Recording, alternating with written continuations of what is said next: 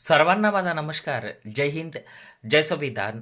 बऱ्याचशा लोकांनी मला हा प्रश्न केला, की "मॅडम आम्हाला एखादा कुत्रा चावला आणि तो कुत्रा जर पाळीव आहे, तर मग काय करायचं? आम्हाला कुत्रा चावला, आम्हाला जखम झाली आणि आम्ही मेडिकल ट्रीटमेंट घेतो आहे, पण त्या कुत्र्याचा कोणीतरी मालक आहे, तो कुत्रा पाळीव आहे, तर काय करायचं?"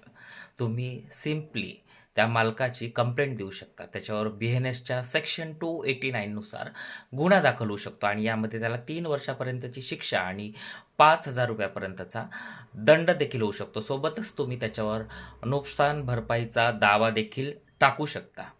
आता 289 कशासाठी आहे? 289 म्हणजे negligence and rash handling of machinery म्हणजे दुर्लक्ष करणे आणि जाणीवपूर्वक कुठली गोष्ट होऊ देणे.